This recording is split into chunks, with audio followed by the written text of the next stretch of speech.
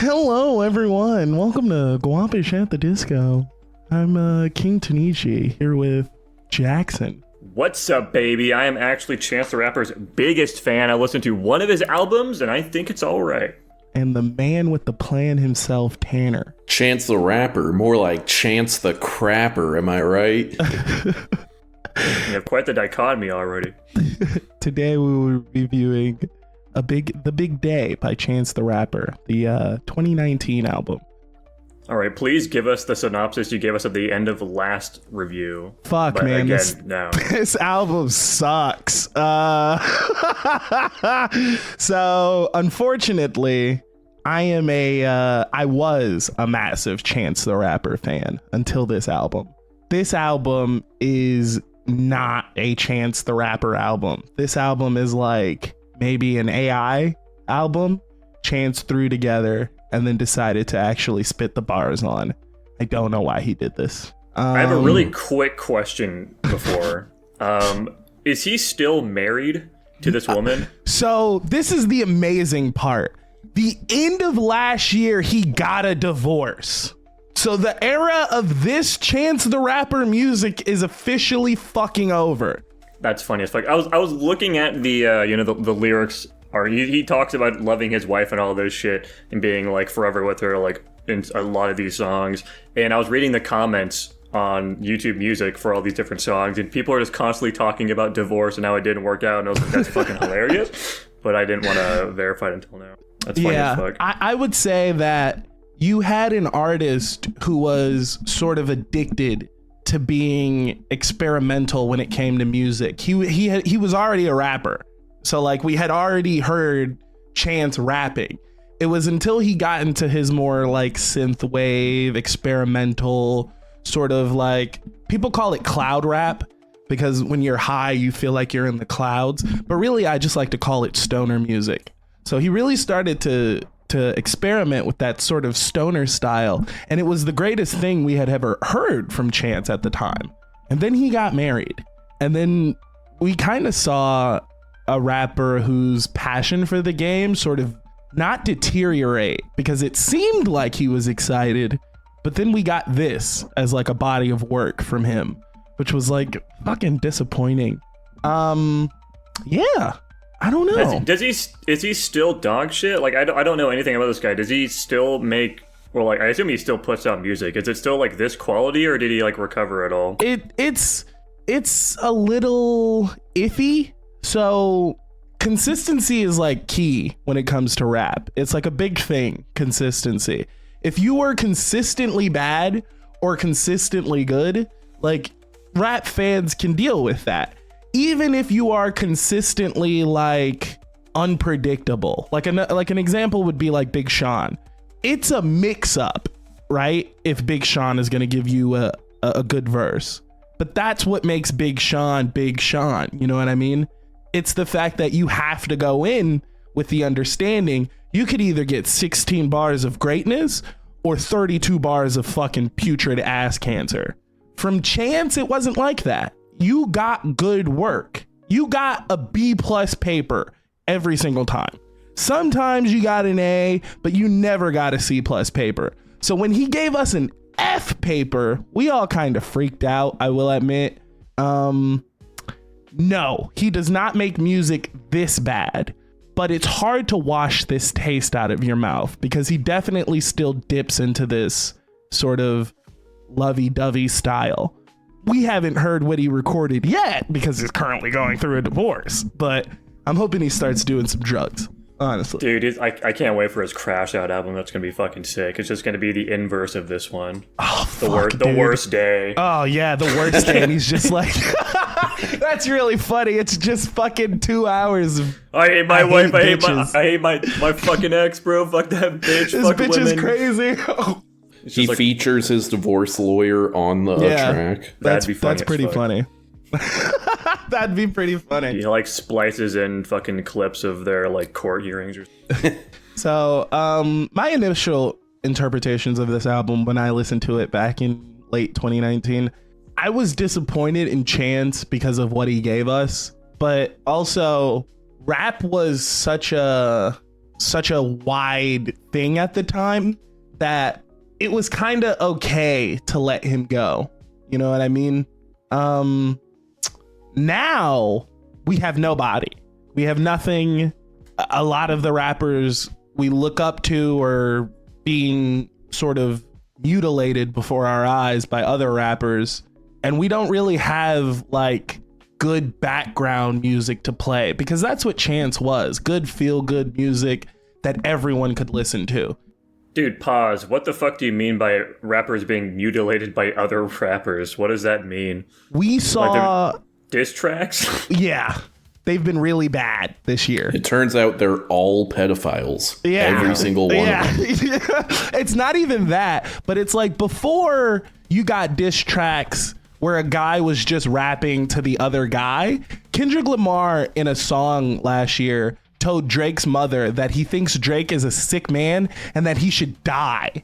Kind of hard to transition from that to his GNX album where he's rapping about, you know, staying together and locking arms. I just heard you fucking murder a man on track. Like for a week straight, I listened to you put out verse after verse after verse of just some of the meanest fucking middle school insults that actually hurt that I've ever seen. And then it's like there's no transition from that, because today's current rap scene is it's like drill music, and then you have like mumble rap is still kind of a thing. So there's no fun rap anymore. Every rap song is like a fucking investment where you have to hear about the guy having more money than you and him killing all of his fucking friends. Sometimes you just don't want to hear that shit. And Chance was like the perfect person for it. But then you listen to his music and it's all fucking women and shit. I love my wife.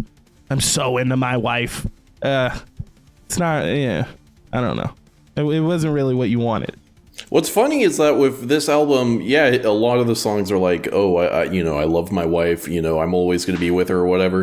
And then he has like a song with Nicki Minaj where he's talking about her fucking pussy. Yeah. So like, yeah. What's up with that? Yeah, I don't know. And Chance was seen as like a morally good person. Like you could be a rapper in the game and not be a thug, not be a gangbanger, not be a killer, not be a misogynist. So. Yeah, like that's genuinely possible. And that's who Chance was. He wasn't this fucking person. But then he starts hanging out with Kanye and now he's the richest and he's fucking Nicki Minaj. Yeah, like you just watched the rap scene sort of take an influence on this man. And I think he didn't like that, which is why he leaned so heavily into his wife. Because during the time of this album, Kanye was doing a gospel album. So like an album centered around an idea was the thing. You know what I mean? If I remember correctly, during this time, Drake had, if you're reading this, it's too late, which was like an album of sad, sorry, boohoo music where he's rapping about his mom the whole time. So it's like, we didn't want Chance to be influenced by the scene, and he did. And now is like his great resurgence. Yeah, I think that's a really funny joke that the next album could just be how much he hates his fucking ex-wife. But that's genuinely something we might get. You know what I mean? While that is like a scary thing, that's kind of who Chance was. You know what I mean? He woke up one morning to make a song about eggs and bacon because he wanted eggs and bacon, and it was fire. You know what I mean? Like, it's a little, damn, that changes my perspective on this album, because it's a moment in time. You know what I mean? Mm-hmm. So I don't know. Yeah. Dude, it's suddenly not a 1 out of 10. Now it's a fucking 0 out of 10. Yeah. You know, it might be a 1 out of 10 instead of a 0 out of a 10, because you mentioned this a little bit a while ago where you were like, I don't know what makes a good bar. And it got me sort of thinking about, like, if he spits bars and they're structured together properly, is it fair to break down this guy's art? Because there are some people, again, who can make no bars on shit fucking album, like on shit background tracks, not rapping on beat, and they get a lot of more respect than this guy. So it made me kind of think about that. But I don't know. I start thinking about what could be, and it makes me excited again for this kind of artist. Let's switch pace here, I guess, for a moment. Did you guys like the skits? They had no impact on me one way or the other. Yeah. It was I just recently binged through all of Rick and Morty, so it was very funny hearing the president, the guy who does the voice of the president in Rick and Morty, on one of the skits, and I just had him in my mind the entire time. So that's funny. Yeah, the skits are weird. I feel like, I mean, I'm assuming the purpose of them is just to like maybe break up the monotony of like just the songs, you know, a little like make the album a bit more of like an active experience, I guess, when you're listening to it all in like one sitting. Yeah, I couldn't give a single fuck about them. Yeah. I'm not a big fan of them. Absolutely. Fuck. I agree. Yeah, I guess I'll just give some of my thoughts. I'm pretty much with Tanichi on this album. Is not great. The highest score I gave to any of the songs were 6 out of 10, and I gave that to All Day Long and Sun Come Down. Some cunt. Just because I thought those ones were inoffensive and like catchy enough to be above a 5 out of 10. I had 1 0 out of 10, which was The Big Day. Thank fucking God. Where I just said, dude, what the fuck is this? It's like, I'm looking at the lyrics right now, and yeah, it's just like repeating the same thing like 4 times in a row, and then a guy cursing a bunch, and then the song fucking ends. Yeah. I don't know what the hell that was. I don't know what the purpose of it. Why is the album named after this track? What is going on? My specific notes for that track were repetitive with weird-ass lyrics, very strange song. Total issues in a song, question marks? I know it's trying to play into the survive by going crazy, but don't think it sells it. Yeah, it's very, very strange song. Yeah, it's not good. Lots of the lines and whatever throughout this album are just atrocious. Like they make you groan like a dad joke. Yeah. Like, I wrote down from Do You Remember the line, left a couple marks like Groucho. That's fucking atrocious, dude. Fuck's sake. Who the hell even... What? I assume his audience skews a bit younger, right? So, like, are they gonna know who the fuck Groucho Marx is? Like, come on. No, see, and that's the unfortunate aspect as well, because his audience isn't a younger audience at all. It's not? It's No. 40-year-old women. He has the same audience as us. His audience is like 25, 26, 27-year-olds. Like, I feel like that counts as a younger audience. would you consider that young? Yeah, would you consider that a young audience? Because I mean, compared to like all of the ages that make up all of the audiences, yes, I'd say 27 and down counts as younger. that's crazy. That's I guess, that's and fair. I would also say like I don't think audiences include people like 0 to whatever. I think it only would be who are the people who are like actually spending money on this stuff, I also thought like there were a couple songs where he would like use the same like reference, and I'm like, that just kind of feels lazy. I'm pretty sure he references Superman like 2 or 3 times. I'm like, why are you doing the same? It's not even like a thematic thing or whatever. He's just mentioning Superman. I'm like, why not come up with something different for each song? That way it doesn't feel like, he just is like, I need to make people think I'm tough or whatever. They'll just bring up Superman. Also, like, I don't know. I know this is a common thing with a lot of rappers. The name dropping of like luxury brand names, I just find kind of silly. Me too. He mentions Gucci so fucking often, it's actually insane. And this is what I mean by sort of the scene having an effect on him. Like he does that a lot more than he's ever done in any of his other works. Like the weird references, the I want to be tough fucking music. Like I'm not... Chance the Rapper is 100% pre and post marriage someone you would look at and not feel any bit of fucking fear for. You know what I mean? So like him being like, I'm tough, I'm one of the streets is like, come on, man. Please just rap about flowers and dreams and shit. Like, I don't want to hear this shit. Not from you. Not Keep from wearing your you. oversized hats, man. Yes. Yeah. believability plays a huge role in rap, more than I think people have an understanding for. And I think this album, the only thing you believe on this album is that he loves his wife. And I think that's unfortunate from a Chance the Rapper album. Yeah. Especially now that they're getting a fucking divorce. Yeah. Right. No. And that's one of the other big problems with this album is you could listen to it and be like, well, you know, it's really corny, whatever, but I guess he's in love or something. But like now in retrospect, you're like, yeesh. Yeah. There's really nothing redeeming about this album now. You ruined your career for this fucking woman. Was she hot at least? No. Damn. I mean, you know, they're a good match at the very least. I mean, they're both black, I guess. That wasn't what I was trying to say. Motherfuckers laugh at my jokes, goddammit. I was trying to say they're both ugly. They're both black, man.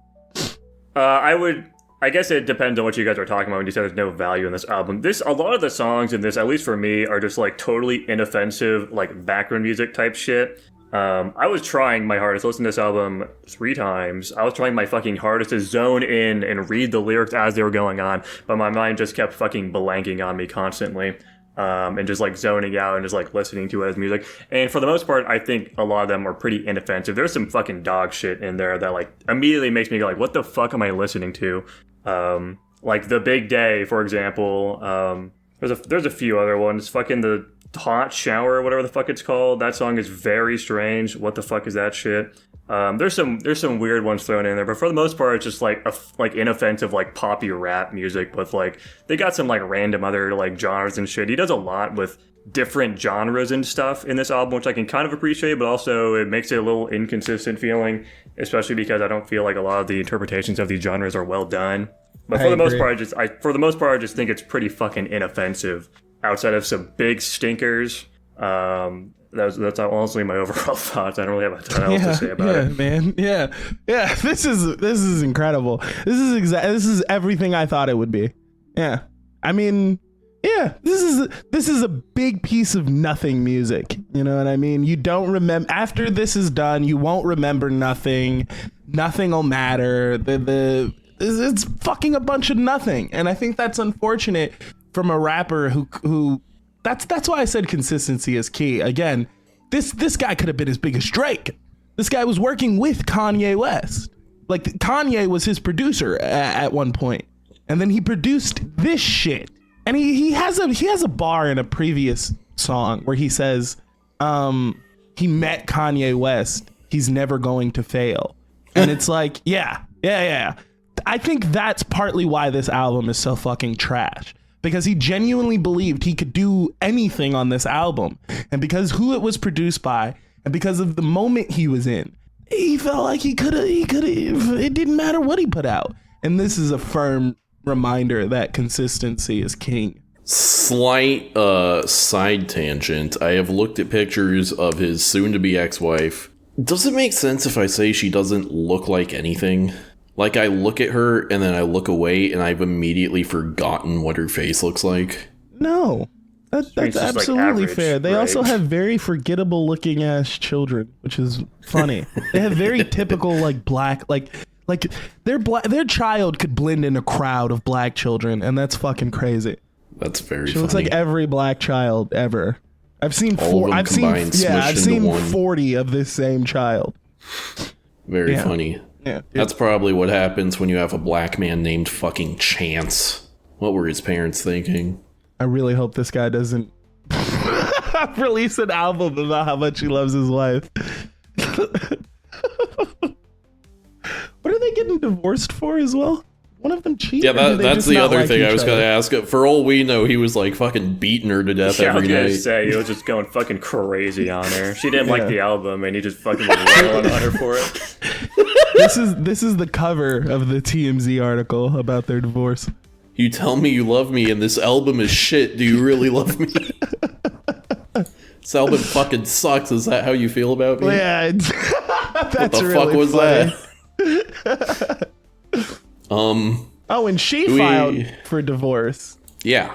That's normally how it goes. Yeah. Anyway, do we have any other thoughts on the songs? Yeah. You mentioned ratings for each song.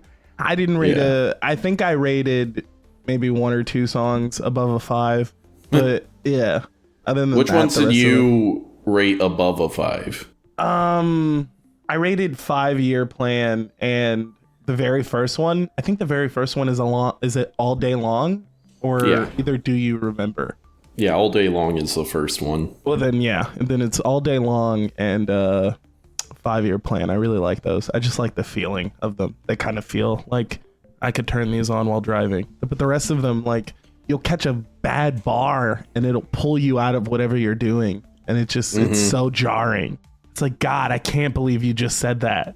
That is some of the things with a lot of these songs is like, I feel like they'll have an interesting kind of cool start and then they just like fumble it. Like for example, Zanies and Fools. I thought the start of that song was actually kind of nice. I enjoyed it, and then it just went off the fucking rails. It turned into such a weird, like, strangely produced, really repetitive song. I don't know what the fuck they were doing with that one. Because like it started off kind of interesting for me, and then it was like, what the fuck is this shit? And there's a few examples of that where I'm like, I literally wrote down, like, as I was basically writing my notes on the songs live, where I'd say like, immediately I think it's pretty nice, and then I'd be like, until like the halfway point. And I did that with a few songs here. Personally for me though, the songs I like the most, basically all of these are pretty fucking inoffensive. Like most of these songs I just wrote down that they're kind of forgettable and offensive. But I didn't hate All Day Long. I didn't really hate Do You Remember either. I also, 5-Year Plan was alright. I hear a lot of people not like Rue. I did not like Rue. I think Rue is interesting, mostly just because it's kind of like an interesting, like, electronic-y sound, which I can appreciate as an electronic artist listener. Plus, there's like the messaging about like being really close friends with somebody and that too. Yeah, Rue I had at a 5 out of 10, and I also said Chance's brother sounds better than him on that one. That's funny. Honestly, I wasn't a huge fan of his vocalist delivery, to be honest. Most of these songs, I was like, I don't really even fucking care about it. Handsome, for example, it's kind of like a catchy beat, but it's a pretty forgettable song, things like that. Yeah. Dude, Handsome is the one where my only note is this is just fucking gross. like the shit they are saying and the way they're saying it, I'm like, this is disgusting, dude. I don't want to. What's funny too is they followed that up immediately with fucking Big Fish as well, which is just like even more egregious with their messaging.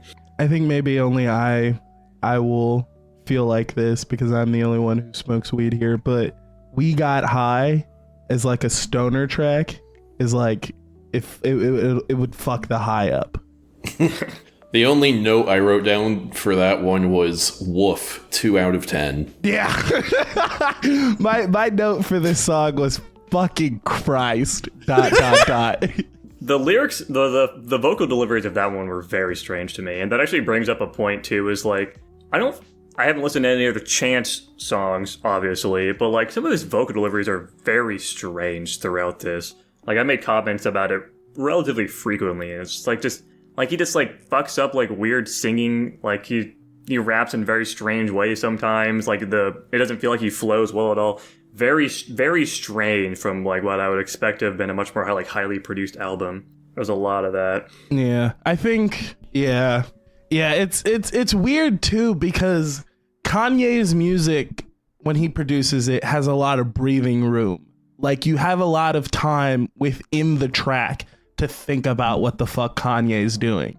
And that's one of the things that makes Kanye so good. Most people try to get their shit off as quick as possible, get to the good point. Kanye is like, I'm going to make you wait for the good part. And it works for him because that good part comes. I feel like Chance the Rapper fucking, I don't know. I feel like there was never a point where I was like, damn, this is good. I'm here. You've got all of my attention. There's never that point. And it's weird because he makes good music. Ultralight Beam featuring Chance the Rapper is one of his best tracks. And it's a fucking feature he barely throws together. Anyways, I'm out of things to talk about with this album. Fair. Doesn't give you much to talk about. True, yeah. It's a very, very inoffensive album with some fucking stinkers in it. I wish I was doing more like lyrics analysis. I talked with Tanichi a little bit about it, but like I just don't listen to enough rap music to even like know what constitutes like a good bar. Like he I don't know, obviously it's very subjective. but like a lot of these songs didn't seem super serious. And he had like jokey dumb shit, like the fucking daddy long legs that go into the fucking gimmick. Like, come on. My God. Like, there's no way he writes that down. He's like trying to be serious about it. Like, it's just some fucking goofy, silly lyrics, and I don't care. It was. I just thought it was kind of funny, honestly. Honestly, if anything, it enhanced my experience reading that dumb shit. So like, obviously, there's a bit of immaturity in myself in that regard.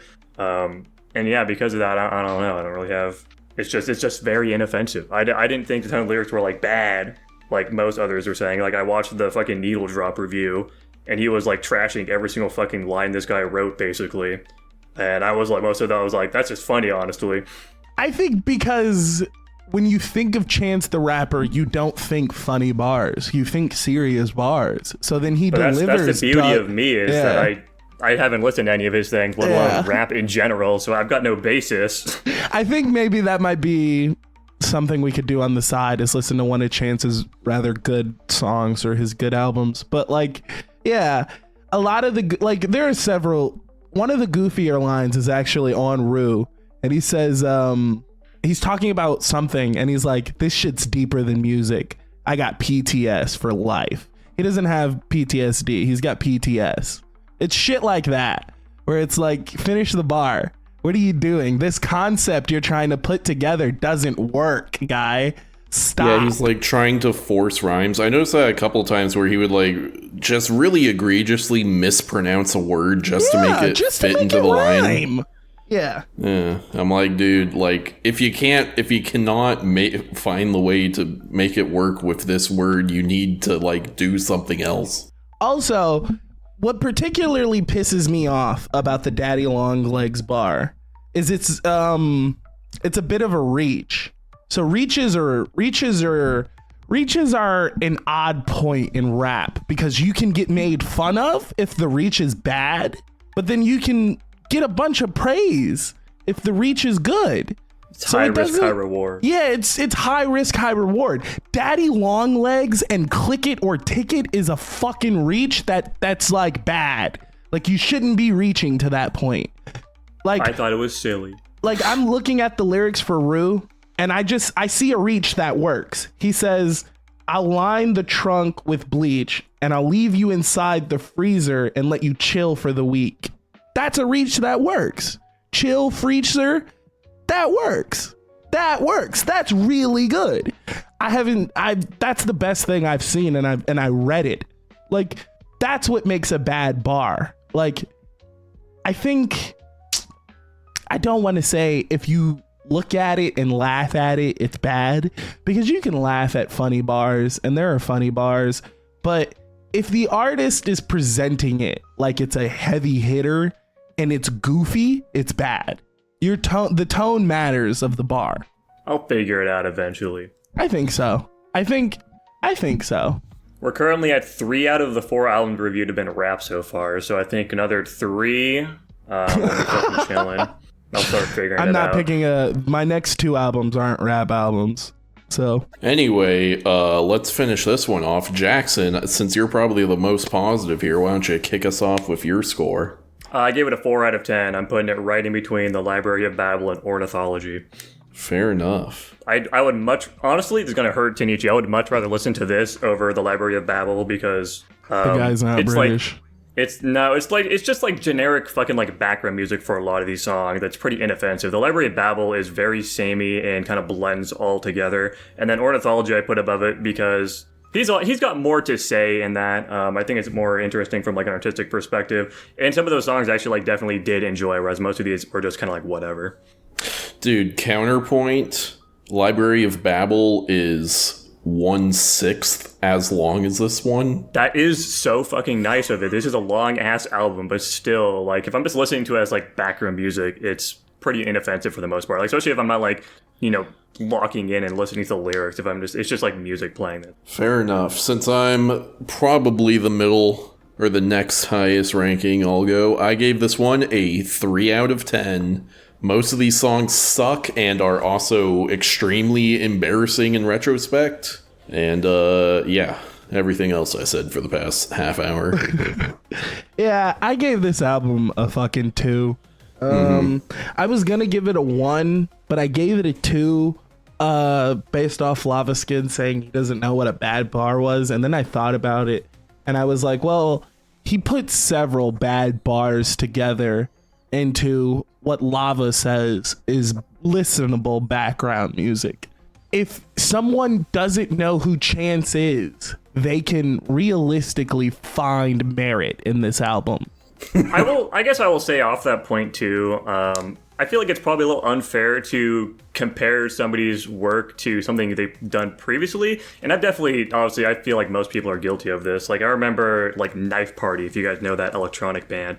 I was a big fan of Knife Party for quite some time, and then they put out an album called, like, Abandoned Ship or something, and I thought it was fucking ass. And I would always just constantly compare it, that new album, which is, like, very different from their old style, to their older albums, as like a bad thing. But like, it's just like they're targeting a new audience. They're still doing well. It's a very popular album. People love that shit.